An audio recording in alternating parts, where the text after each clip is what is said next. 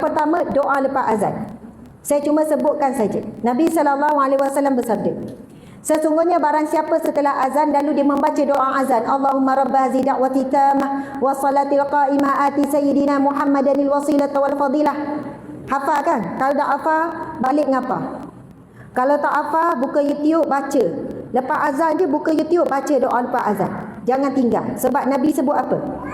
Halat lahu syafa'ati yaumal qiyamah. Dijamin baginya syafaatku pada hari kiamat. Hadis yang sahih. Para ulama kata inilah satu-satunya dah hadis terkuat berkaitan dengan syafaat Nabi. Sebab kalau pasal selawat, ia berkaitan dengan rahmat. Dia tak ada kaitan siapa. Memang benar, selawat itu sangat tinggi. Zikir yang sangat tinggi. Sampai orang yang paling dekat denganku, orang yang paling banyak berselawat denganku. Tapi berkait dengan syafaat, inilah hadis yang paling kuat. Nabi sebut siapa yang selepas doa azan, selepas azan dibaca doa tu, halat lahu syafa'ati yaumal qiyamah. Dijamin baginya syafaatku pada hari kiamat. Jadi kalau nak isteri, anak-anak semua kumpul kat syurga, suami, pasti kat ahli keluarga kita beramal dengan doa lepas azan. Tapi hari ni ramai orang tak beramal doa lepas azan. Masa orang bang pun cakap lagi.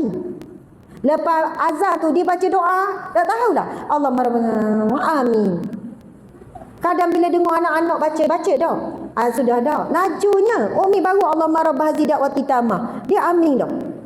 Bila dengar betul-betul sebenarnya tak baca sempurna, dia nak laju je. Sebab apa? Dapat jaminan syafaat Nabi.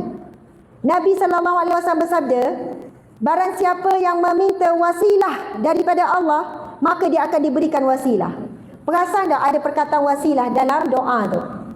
Ati sayyidina Muhammadanil wasilata wal fadilah. Apa maksud dia? Kurniakanlah kepada Nabi Muhammad SAW wasilah. Apa maksud wasilah? Perantaraan. Kita minta dengan Allah jadikan Nabi Muhammad sebagai perantaraan kita. Siapa yang meminta kepada Allah untuk dapat wasilah Nabi, dia akan dapat wasilah. Sebab itu saya kata kena hafal doa tu. Kena beramal. Yang